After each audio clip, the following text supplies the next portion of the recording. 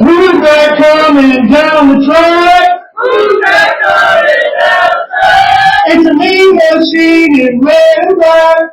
Mean machine in red and black. Ain't nothing finer in the land. Ain't nothing finer in the land. Than a drunk obnoxious Georgia band. Than a drunk obnoxious Georgia band. Go, go! Go, go!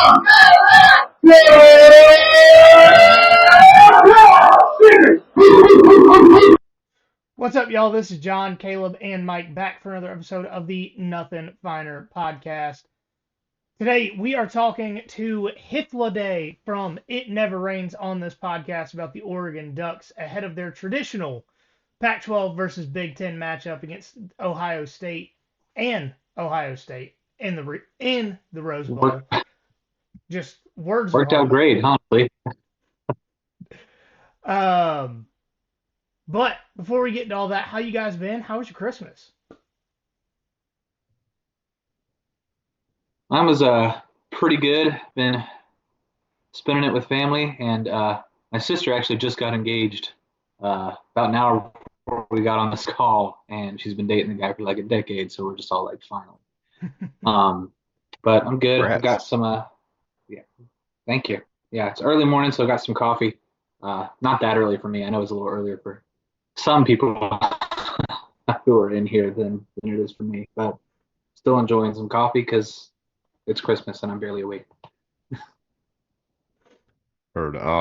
Christmas is good for us. No complaints here. Everybody got, what they wanted for the most part, I think. I just have some Diet Coke I'm drinking because that's all I have. What about y'all? Hey. I had a great Christmas. I made a big dinner and a chocolate chip cheesecake, which nobody ate. So I'm eating a slice of chocolate chip cheesecake and I'm having a latte. That's what I got for Christmas was a latte maker. So I'm enjoying that. Awesome. I'm doing good. I'm just now realizing if the audio has been extremely loud on the podcast, I'm a little upset at people for not telling me. Because I just got new headphones for Christmas and had to turn the volume down for me to record the podcast. So, I wish y'all to let me know that the audio was that loud, or it might just be my computer. But yeah. Yeah, it might be that because it didn't sound. It never sounded that loud to me. So Okay. I was about to say, because if my old headphones were just that messed up, then I apologize. Because my ear hurt for a second when we started going. All right, so let's go ahead and get into Oregon here. So going into this game, I believe it is Ohio State favored 2.5 points, over under 55.5. The undisputed number one team in the country is getting disrespected because of Ohio State dominating a 50% healthy Tennessee team. So how disrespected to the Ducks do Ducks fans feel with that line? Comes with the territory. When you're a West Coast team, you tend to, get that sort of treatment. It's, Oregon had about that line last time. It's pretty standard. They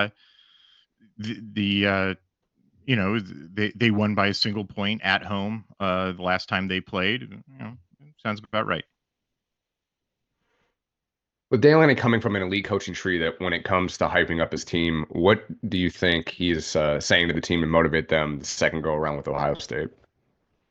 Oh, that guy's a master. If I don't know if anybody watches, but they, they've been releasing this video series for the last couple of years, the Ducks versus Them video series, where they actually, they get to go behind the scenes and watch, the hype up stuff and man, oh man, like that. I mean, a lot of it doesn't play if you're a little bit older, but for hyping up kids, it's always like super specific. Like I couldn't predict it because like that ain't my job. I'm a stats nerd. If I had to motivate teenagers, I have no idea what I would do. But it'll be something, man. He comes up with this. Like, did you see the one where he about the Michigan game where they have to go on the road to the big house, and like he's showing them Gladiator, that Are You Not Entertained stuff, and he specifically takes a timeout in the fourth quarter just to show the team all the fans walking out of the building, and he predicted that would happen during the week of prep, like on Monday, like 6 days before the game. He was like, this is all going to happen, and here's the scene in the movie in which he predicts this is going to happen, and like he ties all this together. I was just like, this dude is a magician. Like, I don't this dude is a sorcerer when it comes to like motivating kids. So I don't know literally the answer to your question about how he's going to motivate the kids, but I mean, it's going to be magical. Like, yeah. Probably is. So getting into the actual X's and O's, in the offensive line for Oregon is allowing 1 sack per game, almost 4 tackles for loss a game, making way for the Ducks having 172-ish rushing yards per game. So with what we saw Ohio State do to Tennessee, do you think this Oregon line is going to hold up? Yes, I do.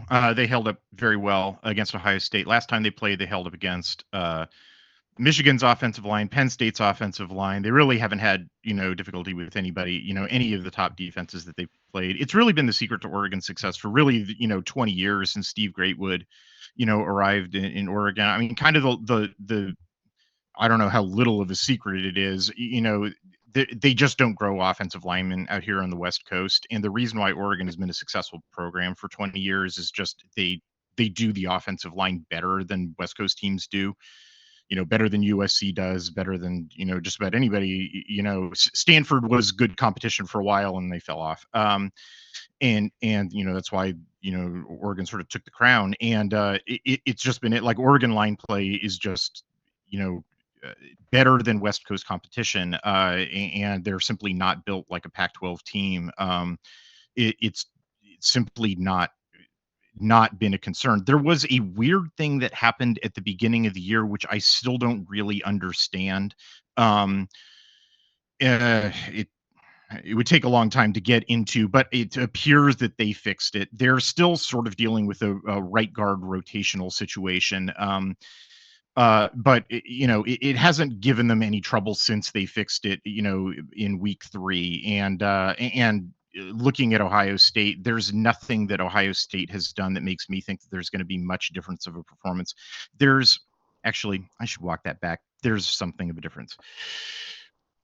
Up through the Oregon game in week 7, Jim Knowles, Ohio State's defensive coordinator, was using a bunch of simulated pressures that don't make a lick of sense on the whiteboard. Like, I'm surprised that Ryan Day didn't look at them and just fire them on the spot, because they just could have been drawn up in crayon. They made no sense.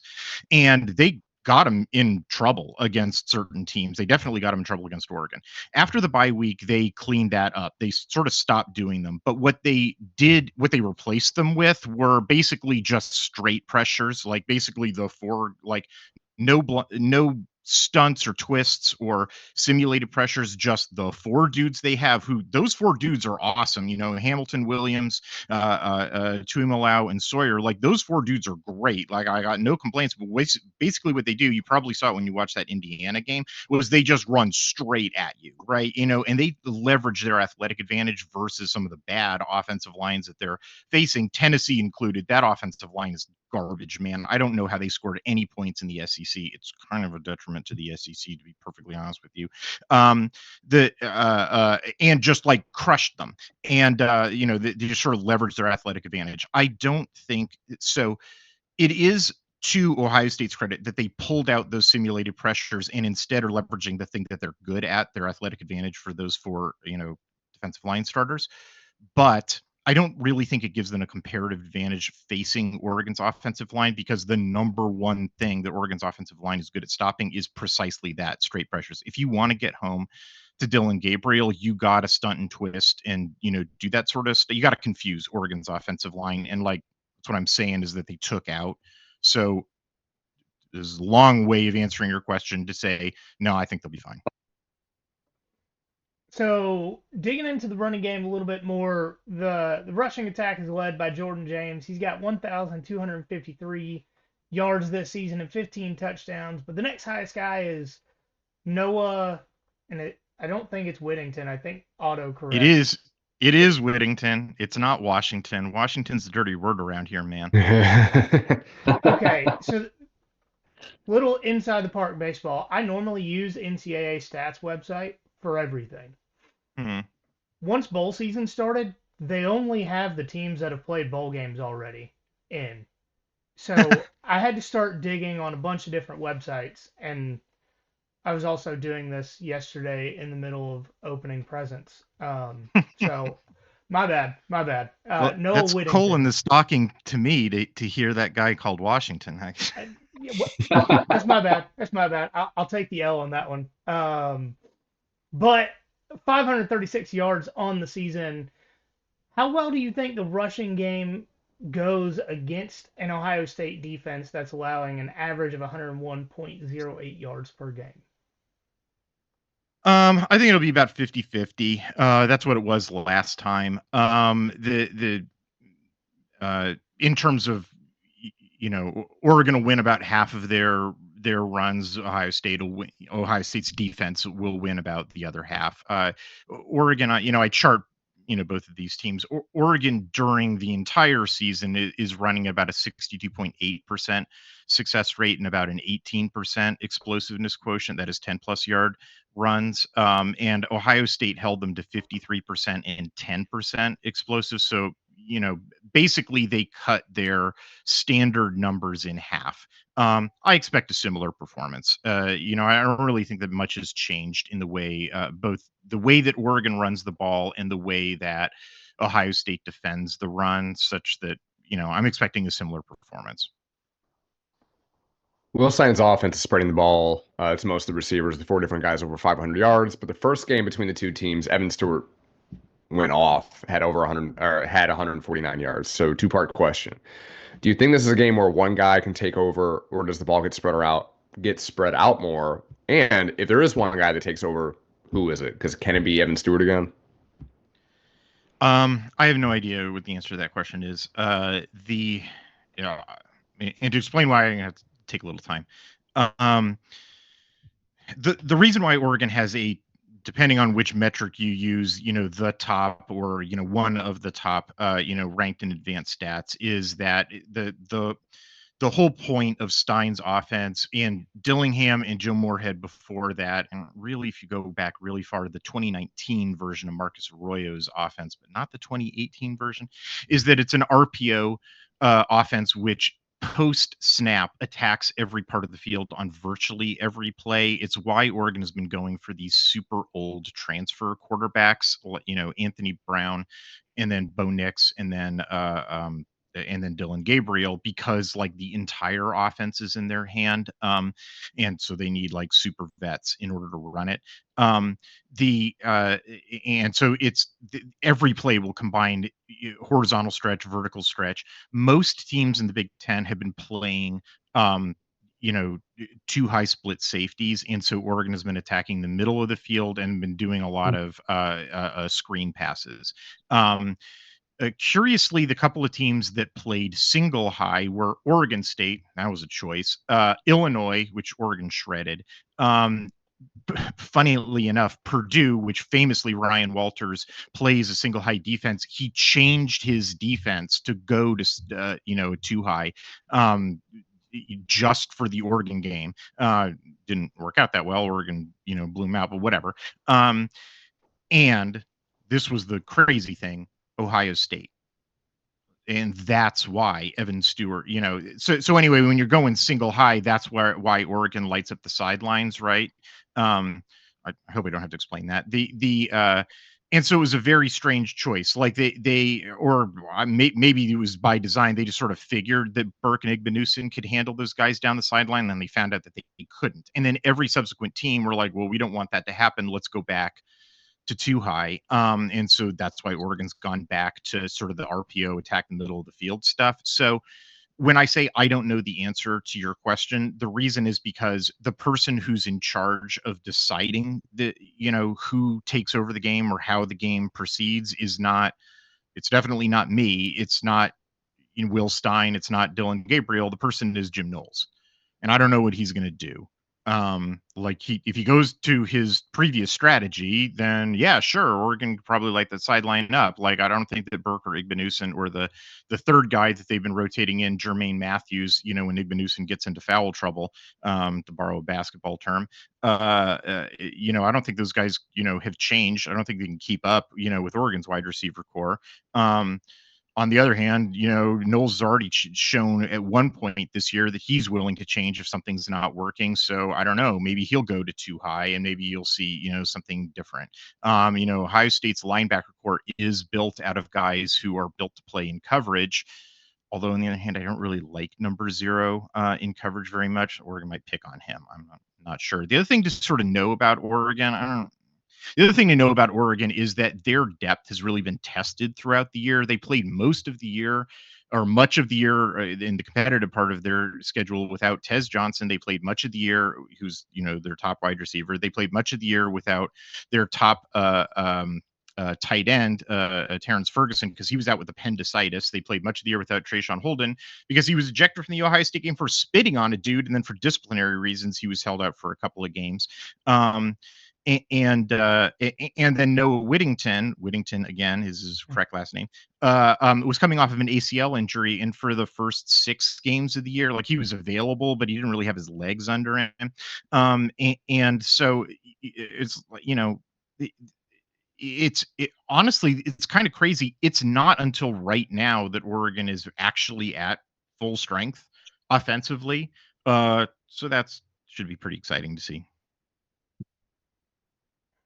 All right, so we know how good Dylan Gabriel is, but this is probably the biggest game, well, definitely the biggest game he has played in his approximately 47 seasons of college football he's played so far. So 5 full seasons. He got injured on the 3rd game of his 2nd year, and that's why he has an extra year. Yeah, fair enough. All right, we have no right to pick on old quarterbacks considering. Yeah, right. I mean, there was a significant portion of the Georgia fan base that thought once the JUCO year got ruled out, we had the opportunity to get Stetson back. So that's true. That's going around. Yeah, right. I would take it. But anyway, with this being the biggest game of Gabriel's career so far, how well do you think he plays, and what kind of effect do you think the bright lights will have on? None. I don't think that stuff affects him at all. One of the writers at our site, I am the managing editor for Addicted to Quack. I don't just appear on podcasts. But one of the writers on our site, I hired a Canadian accountant to write about hockey, Oregon Ducks hockey, and then he decided that he also wanted to write about football. So he's been writing comparative YPP articles for us, and so he pulled down Dylan Gabriel's performance versus Nico Iamaleava for Tennessee. It was a really fascinating graph wherein he clustered it by S&P Plus defensive performance. So like the opponent's defensive S&P Plus grades. And because like each team, Oregon and Tennessee, had played basically 3 teams in each category, like super bad defenses, below average, good and great, right? And it was this totally fascinating chart. That I thought was very, very telling, where Nico's grades, like his yards per pass attempt number, just goes down and down and down. It's like 16 yards per attempt. We were talking off air before we recorded, and you mentioned this. Like Tennessee runs up all their stats against bad opponents, right? So Nico's numbers are like 16 yards per attempt against the super bad opponents, and then against the bad opponents, it goes down to 10. And then against the good, opponents, it goes down to like 7. And then against the great defenses, it goes down to like 6 yards per attempt. And then it's got Dylan Gabriel's numbers. It's like 8.3, 8.3, 8.4, 8.5. It's like the same number against, it doesn't matter what defense he's playing. And in fact, it slightly ticks up against the better defenses. And I can tell you from charting, actually, what's really going on is he threw a couple interceptions at the very beginning of the year against teams like UCLA and Michigan State, where they're standing on the goal line, and he's testing something. He's testing whether he can throw a flare out that beats that cornerback. And it turned out the answer was no. The cornerback broke on the ball and picked the ball off, and that's what drags his numbers down a little bit against the worst defenses. And then he cuts that out. Basically, when when the lights get bright, he cuts out the nonsense and just plays awesome. Like, he's the most consistent quarterback in college football. You cannot find a more consistent quarterback in college football. I have, like, of all the questions you're going to ask me, that is the question where I have the most emphatic no. Like, nothing is going to blind that guy. So, moving over to the defensive side of the ball, they've struggled a little bit to stop the run this season, allowing just over 126 yards per game. With how it appears, the Buckeyes figured something out with their run game, getting 156 yards against Tennessee. Does that concern you? You are absolutely correct that Oregon does not have an awesome efficiency rush defense as Georgia. People who follow Georgia, I'm sure you're familiar with the reason why the mint defensive structure that Dan Lanning brought over. That's its dump stat, to borrow a term from Dungeons and Dragons, right? Like the whole point is it's a spill and kill, rush philosophy that sort of sacrifices efficiency rush defense in order to play the pass. Like, especially like, second and short, third and medium situations, they sort of back out and play the pass. And if teams are willing to run the ball in those situations rather than take the money down, shot, then so be it. They're willing to give up those conversions. They're still pretty good on 1st and 10. It's just that's the situational down and distance, second and short, third and medium, that they sort of like give up those conversions and sort of dare you to march the ball down the field. And so, yeah, you're totally right. And like, of the numbers that I track from charting, Oregon's hitting the championship, threshold in 11 out of the 12 of them. And the way that I split that up is efficiency, explosive, run, pass, offense, defense, yards per carry, yards per attempt. If you follow all of that, that gets you to 12. And the 1 out of 12 in which they're simply a mediocre team is that one, efficiency rush defense. So yes, if Ohio State is in, short yardage, Travion Henderson, Quishon Judkins are great backs, and their offensive line is big enough that they should be able to lean forward, get a couple of yards, pick that up, get a new, 1st and 10. You were correct about that. The other side of your question, has Ohio State figured something out in the run game? Hey, they put up a lot of yards on Tennessee. Do they have a good run game? Am I scared about that? And maybe an implied other part of that question, hey, they get a lot of running yards to Penn State in the conference championship game. No, I am not concerned about that, not in the slightest. The reason is Penn State actually has a really good offensive line. They probably had the best offensive line in the Big Ten, and they really lean to their run game. They're simply great at it. On top of that, they weren't calling any holding flags in that game, which helped Oregon too, frankly. But anyway, Ohio State offensive line is not. I mean, they didn't start out great, and they're in a bad way now. I really would dispute that they figure something out in that game against Tennessee. I don't really see that at all. I think they racked up some runs in garbage time.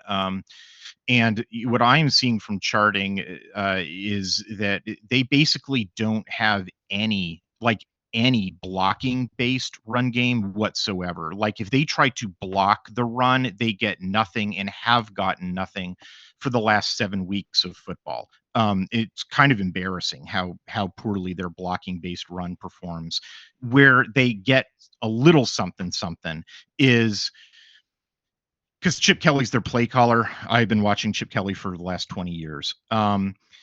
On deception, like misdirection based plays, some of their counter plays, some of their, like, they did a couple against Penn State where they would like line up unbalanced to the field and then toss to the boundary. If you're playing a very aggressive defense, Penn State is an example of this, and Tennessee is an example of this. And Chip Kelly will love to get everybody moving one way and then he'll toss the ball or something like that to, the other direction. That's where they'll get some chunk yardage plays. So they got like a 22-yard run against Penn State doing that. They got a couple of big runs against Purdue doing that. They got like a 17-yarder against Michigan doing that. And they got a one big run against Tennessee during meaningful play, doing that on a counter play.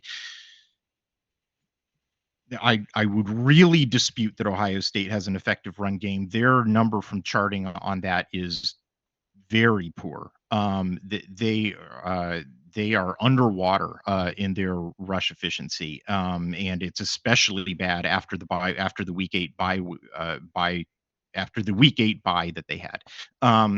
The and it really only predates on a specific type of defense, which is especially aggressive. And that is, I mean, as Georgia fans would know, the Mint defensive structure, especially against the run, is the opposite of that. It is a playback, it is a conservative rush defense. Like it is a read and react defense. I really don't think Ohio State, with the exception, they might break off a big run or two. I might have to eat my words on that a little bit, but like in terms of like pounding the ball, and constantly breaking off big runs and pushing Oregon's defensive line around, no, I would be shocked if that happened. Mike, you're muted. Sorry, my bad. Ohio State's only allowed 12 sacks in the season, but Oregon's defense has 40 sacks themselves on the year. How well does Ohio State's offensive? Jesus, I'm sorry. Hold up. With how well Ohio State's offensive line performed last week, what is your expectation for the pass rush? I think Will Howard moves really well. Like I've been pretty impressed with his mobility and his ability to escape trouble. I think that's a pretty big part of their low sack number. I'm not super impressed with Ohio State's offensive line this year, or really the last couple of years. I really think they made a mistake in firing Greg Studrawa and replacing him with Justin Fry, and have not been super impressed with their offensive line development over the last couple of years. I think that Oregon is probably going to get home. Whether those convert into sacks or not, I am not certain. But because who knows? It does, tend to cut the field in half, because the way that Will Howard scrambles is that he flips out, typically to the field side, and so then it's just a question of covering the drag, because usually that's his option. Like he'll hit Tate or Ibuka on the drag. And to be perfectly honest with you, I think that's the ball game, right? That question is whether Oregon has a pass rush plan that that gets to him and causes him to throw the ball away, or has somebody which backs out into that lane and covers the drag. And so Oregon wins if they force throwaways, interceptions, or other bad things to happen once they've flushed Howard. They lose if they've flushed Howard but he still is able to complete chunk yardage plays, because they have failed to do that. They get greedy, undisciplined. You know what I mean? Like bad things can still happen. That's actually been sort of the secret to Ohio State's success, is that Howard, unlike McCord last year, makes good things happen. When the pocket breaks down. And so Oregon, if they want to win this game, Oregon has to prevent that. And as to whether they will be able to do so, beats me, man. I think that's the ball game.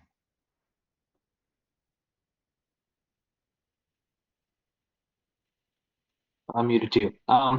So the secondary for Oregon's been pretty good this season. They've only allowed 175-ish yards per game. They did give up 326 to Ohio State, which, fair enough. They got some of the best receivers in the game right now. How concerned are you about their passing game in this game?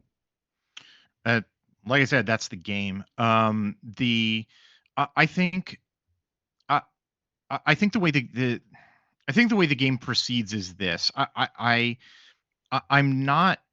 think that Oregon's offense has been able to score on even the best defenses that they played, including Ohio State earlier in the year. Like they have somewhere between a 60 to 80% drive efficiency. And so the game's probably going to be shootouty. And Ohio State, but of course, Ohio State is one of the teams in the country that is fully capable of scoring as many points or more, and therefore keeping up. And so the game comes down to whether or not Oregon can get some stops, because I'm not a big believer in Ohio State's run game. This is the aspect of the game where, Oregon needs to specifically get those stops in the passing game. I think the shape of that comes down to, I think that Oregon is going to get penetration on Ohio State's offensive line by the time that Will Howard needs to get to his second, or definitely by his third read. And so the question is going to come down to, can they take away the first read? What was interesting about the Tennessee game was that it appeared that Chip Kelly had, on several plays, not all of them, not even really most of them, but on a lot of 1st and 10 plays, had simply made the first read a a YOLO bomb, to an to a receiver who is very difficult to defend, but definitely Tennessee couldn't defend him with their cornerbacks. I mean, good lord. And in fact, like on a couple of plays, Tennessee's defensive coordinator just straight up forgets to defend, forgets to put a man on the number 3 receiver. Like, I mean, it was kind of embarrassing. I mean, frankly, that Tennessee's defensive coordinator is nominated for a Broyles Award, I think, is like humiliating, to be perfectly honest with you, for that committee. But anyway, I think the ball game comes down to that, is Oregon's defensive secondary, who I don't think is populated with elite athletes. I'm saying something specific here. I don't think they're populated with elite athletes. What they're populated with is veterans. All 5 of them are transfers on their final year of college football, who are super smart guys and who know what the defensive structure is, and they play within it very well. But they can't run with those guys if what the play call calls for is running with those guys. So they gotta play within structure, and they gotta play smart, and so what it probably means is you're gonna see a lot of off coverage, and you're probably gonna see a lot of underneath passing from Ohio State. But they gotta take away the deep ball, and they gotta take away that first read deep ball. If they can take away the first read deep ball and make Will Howard check down to the lower stuff, Oregon's got a pretty good chance of getting through to him by that second or third read, and then that is an unproductive play for Ohio State, and Oregon can get some stops that way, and thereby, and so if Ohio State's scoring in the 20s and Oregon's scoring more than that, well, that's an Oregon win.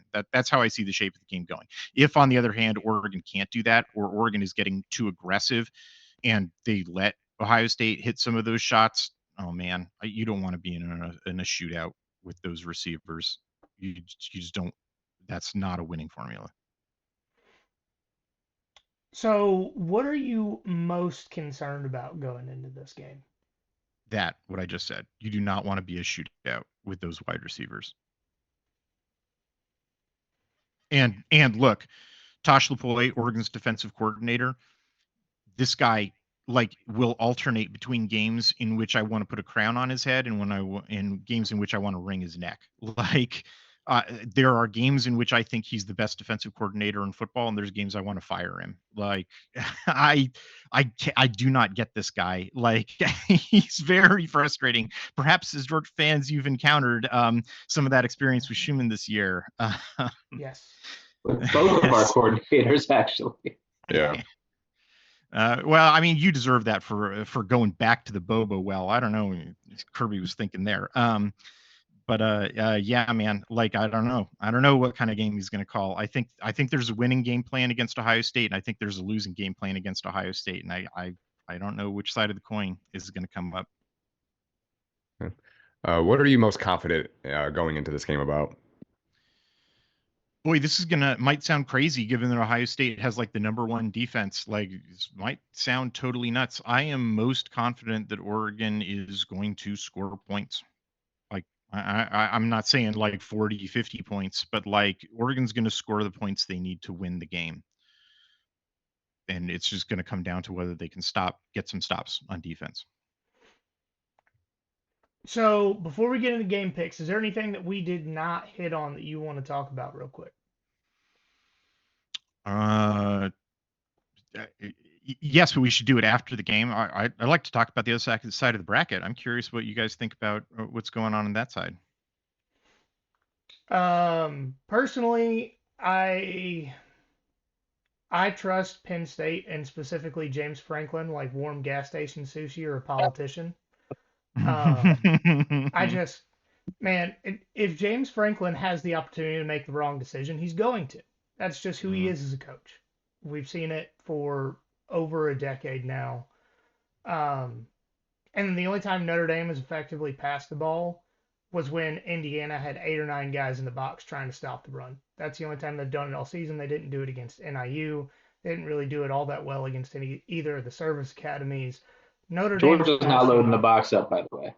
Yeah, Georgia's not putting 9 guys in the box to try and stop the run. Yeah. They're not doing it. I would think it'd be more likely Georgia, put 3, put 3, drop 8. Yeah, I don't. And I personally know Notre Dame fans in real life that are telling me how stupid I am for not trusting Riley Leonard. And it's like, give me one example of his entire career of college football in which he has had to pass the ball to win the game. And when you can't do that, come back to me. Yeah, I mean that's basically how I picked Georgia to win that game too. I think Notre Dame's going to try to make that one a rock fight. And I just wonder how Georgia. Like there's a possibility. The scenario for Notre Dame winning that game is that A, they make it a rock fight, and B, like they win the rock fight. Because like Georgia, didn't have the offense. Pretty good at rock fights. Yeah, exactly. Yeah, I think again, just from a Georgia perspective, looking at the bracket, like there's no easy road to a national championship. But if you're going to be going into this playoff on your backup quarterback, having to rebuild your offense, like Georgia got the side of the bracket we want to have to build up to a big national championship game. Not saying we can't lose into the other games before then, but I think it shaped out about as well as it could for the circumstances. And Notre Dame doesn't really have any film on Gunnar Stockton, who's taken like a total of 50 snaps in his career to be able to game plan for. So they'll be figuring it out in the He's first good half and trying to adjust. And I mean, dude owns like all of the Georgia high school passing records, or at least he did before Julian Lewis. I don't know if he broke those. I think he still got some of them. Yeah, so it'd be fun. And I don't know if this has made any sort of national news. Mike Bobo's dad has been Gunnar Stockton's private quarterback coach since he was in Pee Wee football. So the Bobo family is very, very familiar with Gunnar Stockton's play. Oh boy! So sell the farm and bet on Notre Dame is what you're saying.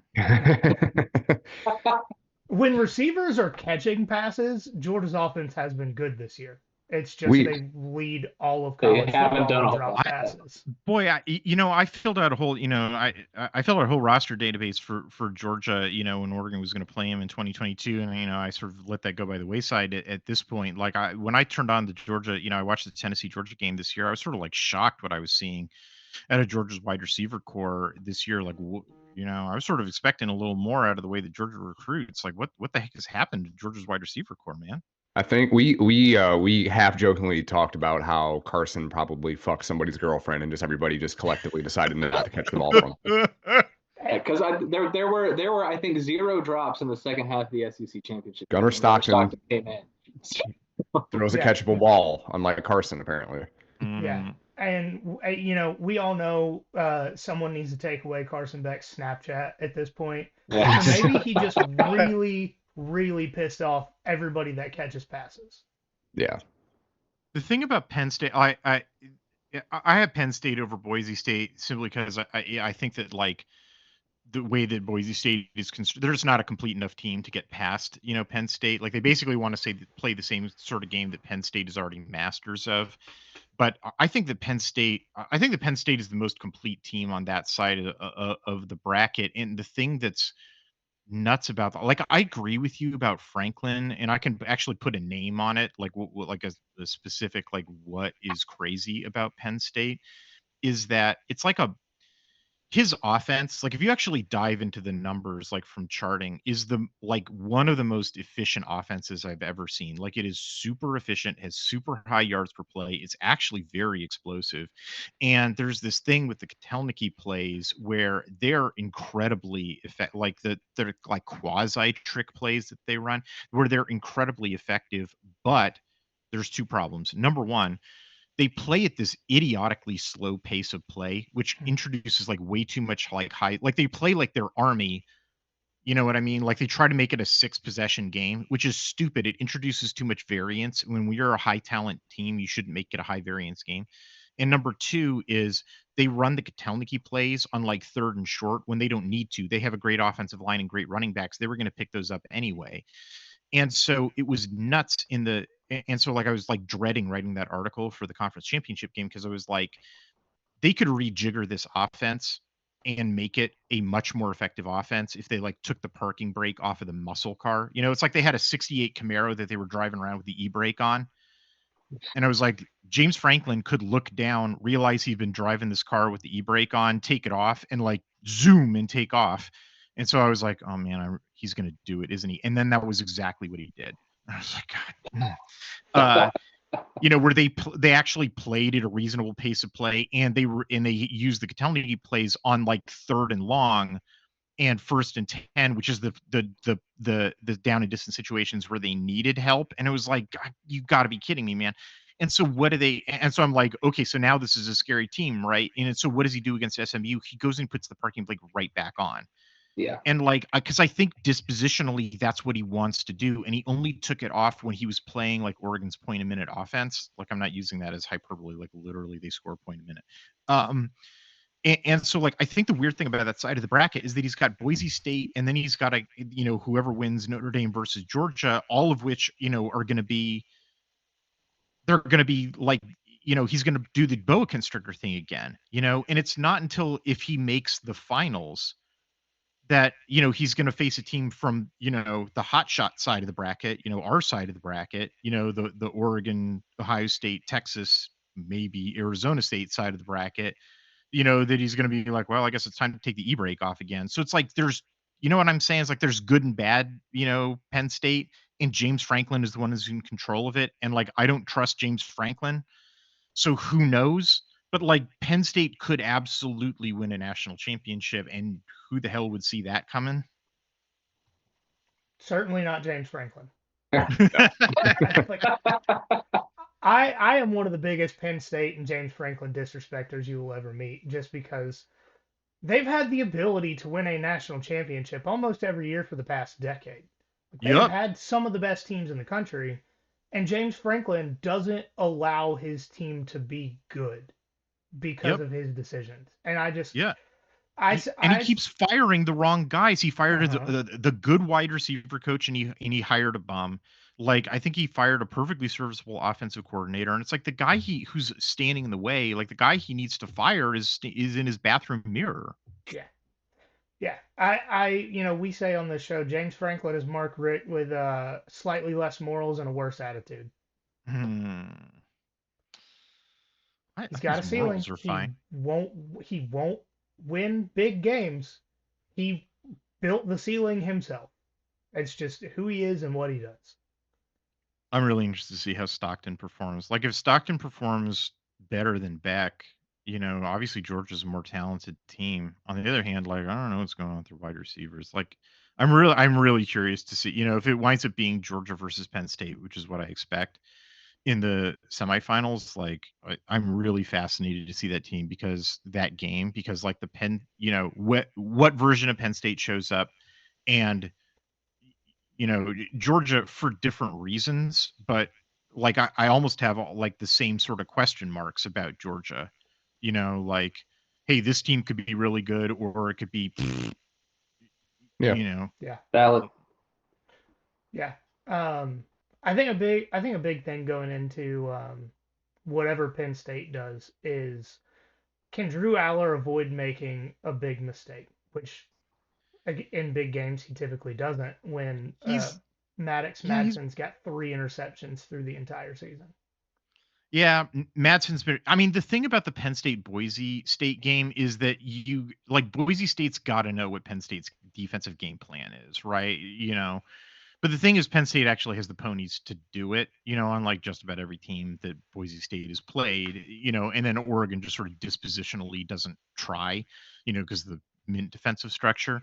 And so the question is going to be, Penn State's probably going to leave the pass open, and Madsen's going to have to try to take advantage. And I mean, the thing is, like, if you're ever afraid to throw the ball, you've lost, Yeah.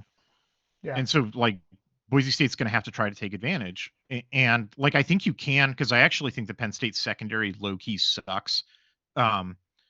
like the parallels between Penn State and Tennessee on the defensive side of the ball are kind of eerie, like in that it's all about their defensive line and the back end is just terrible, like athletically speaking. Um, and but it's like, does Boise State keep trying to pound the run, because they got their Heisman, you know, coulda, shoulda, woulda, Heisman, uh, or do they, take advantage of, what Penn State is probably going to leave the pass open, and does Madsen like actually do it? Like, I don't know. I don't know what they're going to do. I sort of think like a lot of teams that have a lot of teams have talked themselves into losses when they play Penn State. Like if you look at Penn State's record this year, like Minnesota talked themselves into a loss. USC talked themselves into a loss. Like because they play with fire, with that high variance, boa constrictor strategy. Like USC went to overtime against them. Minnesota was a 1-point loss in which PJ Fleck kicked a stupid field goal in the fourth quarter that, like, I mean, it was crazy. It was like he took a dive the way that James Franklin takes a dive whenever he plays Michigan or Ohio State. Like, I don't know, Spencer Danielson, the Boise State coach. I don't. That guy doesn't seem like he takes dives, man. Yeah. It definitely didn't seem like when he was playing Oregon this year. Yeah. So let's go ahead and get into picking these games. We've been talking about it for a minute. Penn State versus Boise State. We're just asking for a straight up pick, but we do give the line and the total. Penn State 11-point favorite, over under 52.5. You want me? I'll go Yes. first. I'm going with Penn State. And I'll lay the points. I don't think I think that Penn State will get this in the bag. It's not a game that I think James Franklin will be intimidated by, and so therefore I don't think he'll freeze up. I gotcha. I don't know. Boise in the Fiesta Bowl, man. That's tough. Penn State is Fiesta also Bowl. Penn State is also undefeated. They're 7-0. Someone's got to give.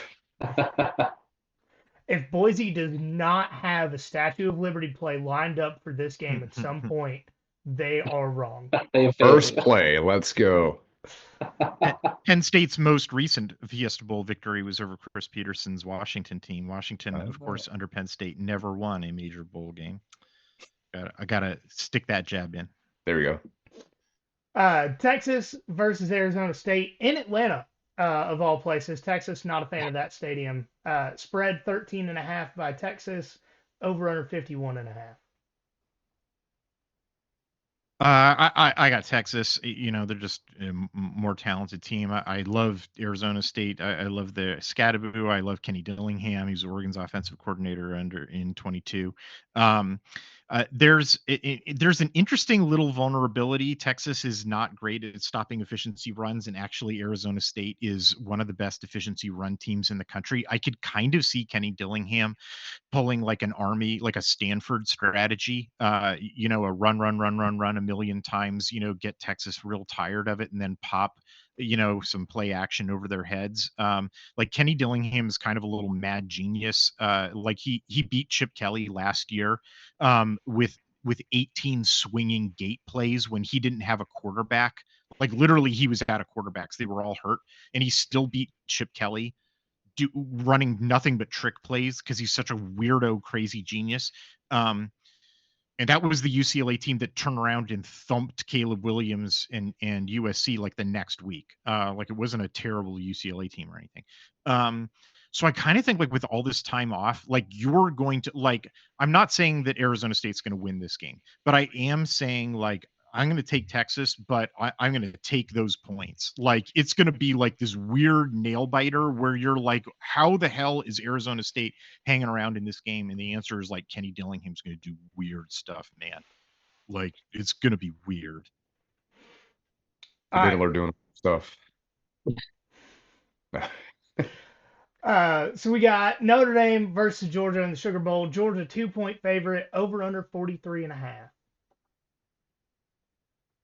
I like Georgia, but basically, like, I'm Stockton's a question mark for me, but I've taken the measure of Riley Leonard, and I'm with you. Like I think Notre Dame feasts on bad teams, and Georgia's not. I don't really know what Georgia is, to be perfectly honest with you. I don't know what the SEC is this Same. year, Yeah. but what I am pretty sure of is that Georgia's not a bad team. Like just looking at the slate that Georgia's had to play, like what I can look at is records. And Georgia played and I can see what the top end of the SEC is and what the bottom end of the SEC is. And I can see that the two orange UT teams in the SEC played the bottom end of the SEC, and I can see that Georgia played the top end of the SEC, and Georgia beat all those teams, with the exception of the teams that didn't. In honor of Penn State. And so therefore I think that Georgia's probably not a bad team. Are they an elite team that's ready to win a national championship? I don't know. But I don't think they're a bad team, and I think that Notre Dame just feasts on bad teams. So give me Georgia. Yeah, I've always said about Georgia, I don't know what their ceiling is this year. But I know whatever it is, they're going to hit it, because that's just how tough they are. But we just have to figure out what that is. I mean, it's definitely Kirby. Mm-hmm. What's the worst team that Kirby Smart has lost to? He lost to 2019 Vanderbilt in 2016. And Well, and then it's 2019 South Carolina. Yeah. Okay. Yeah, that was pretty bad. It's been at least a while. 4 years. Yeah, 5. It's been a minute. Yeah. And just to be clear, Jake Fromm is the reason they lost that 2019 game, South Carolina, because he threw 2 pick sixes. South Carolina offense scored 6 points through the game in 2 overtimes. 6 points. The defense scored. Rodrigo Blankenship going back to freshman form didn't help that game either. No. And, I mean, that 2019 team was the most frustrating, I think, of the Kirby Smart era. And that Coley offense. Yep. Still on staff. Or on staff again. You got Mike Bobo now, so hey, look out, everybody. I will take Mike Bobo 50 out of 50 times over James Coley. Yeah, Mike Bobo has forgotten more about offense than James Coley will ever know. Definitely forgotten a lot about offense. All right, so last game is when we brought you on here to talk about Ohio State versus Oregon. Ohio State 2.5 point favorites, over under 55.5. Give me the Ducks. Let's go. Yeah. Yeah, we there's really 2 teams on this podcast that we hate with 0 question. Ohio State and Tennessee. So either outcome last week was great for us. That was a meteor game for you. It's a laugh at Tennessee fans now. Yeah. Yep. Well, so we had this conversation when the bracket got announced. If a meteor happened to strike Ohio Stadium, the committee would then put Alabama in, which is a number 3 on that's the that's the third team we hate. So we would rather just have a comedy of a game, which we got, than have Alabama in.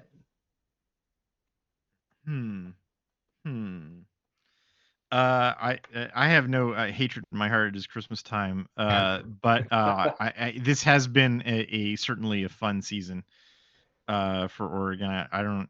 What I think is, Oregon does not claim any national championships, and every time they get close, they keep raising the bar. Right? It's. Oh, you had a 12-0 season. Well, now you need to play a BCS.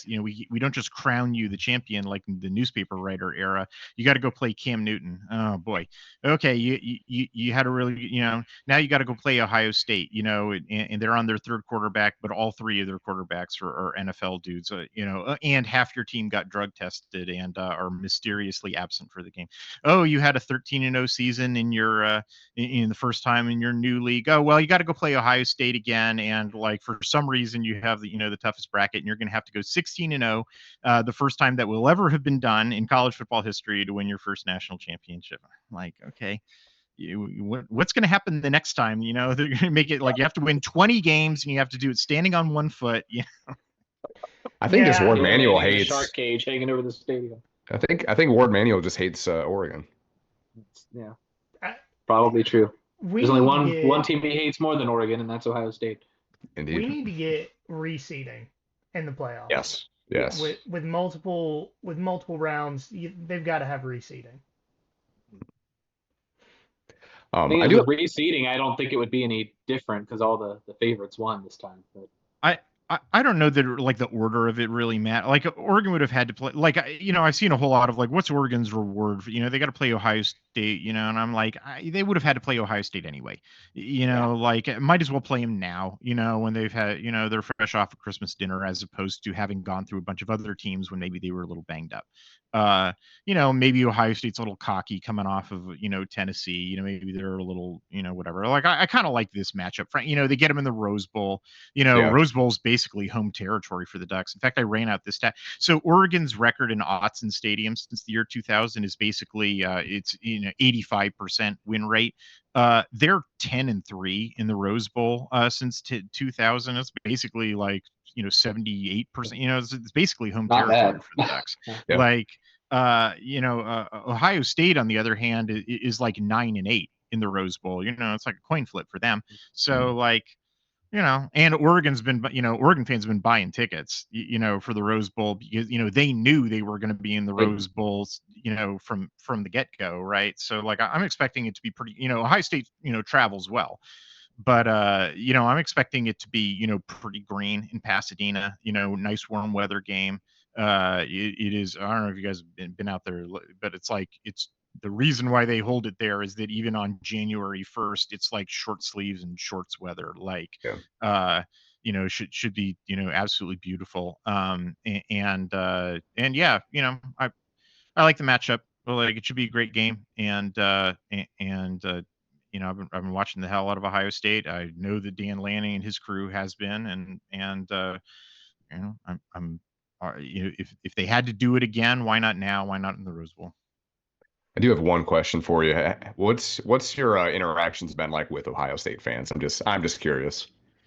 You don't want to judge from social media because, like, Right. the dregs of society. But like, yeah, I thought like going into the Big Ten, I got a lot of game respect game, kind of deal where like I felt like there were a lot of Ohio State fans who sort of recognized that. Let me back up.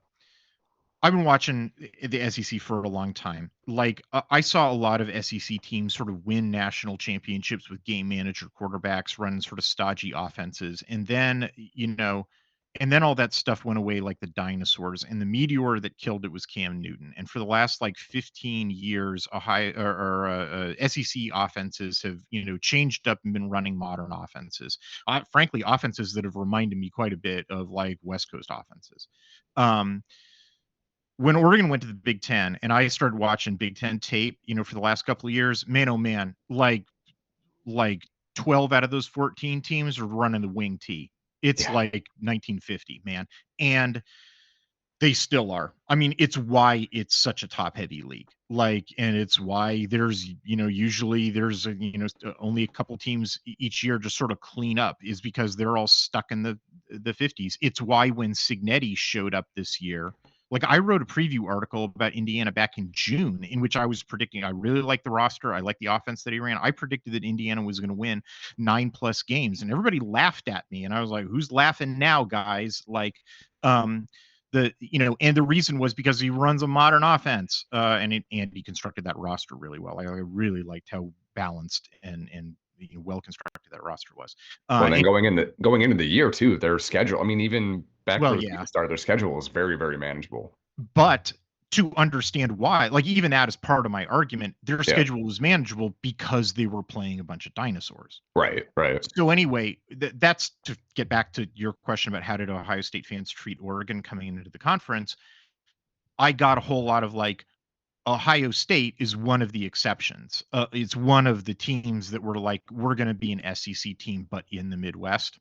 And so Ohio State, I got a lot of Ohio State fans looking at Oregon and saying, another team that gets it, that gets that ain't running the wing T, that's like, so, I got sort of the game respect game stuff. And then they started playing games and then they were like, wait a minute, I don't like having a competitor. I don't like that you're, you're willing to pay for recruits like we have been for the last 100 years. Hold up. You're actually threatening our hegemony over this league. I liked our little fiefdom, and then all those comments sort of soured, go figure, go figure. Yeah. Well, we appreciate you coming on and talking to us. We learned a lot. Is there anything you'd like to plug before we get out of here? I am the managing editor for Addicted to Quack. It's a website. We cover all of duck sports. If you put on green and yellow, we will cover you. But we, as you may have gleaned from this, we also, we cover anybody who Oregon plays. So we do tons of opponent previews. If you're a fan of team that Oregon plays, you should read Addicted to Quack, because we do better coverage of your team than your site does. We employ nothing but quants and analysts who break down film, do statistical analysis. We do basketball coverage that's bar none, and women's volleyball coverage, which is just everybody in the Big Ten loves that. It's bigger than basketball for some reason, and everything else. The podcast that I'm on is called It Never Rains on this podcast, which if you ever make it out to Autzen Stadium, you'll get that joke. All right. We are just close up a couple things here. So we're doing the interview with someone from Notre Dame. Mike, when are we doing that? Monday. So y'all get that Monday afternoon, Tuesday morning time frame. And then I don't know, we'll do a picks episode for us at some point before I leave for New Orleans. So as always, guys, remember there's nothing finer in the land And a drunk, obnoxious Georgia fan.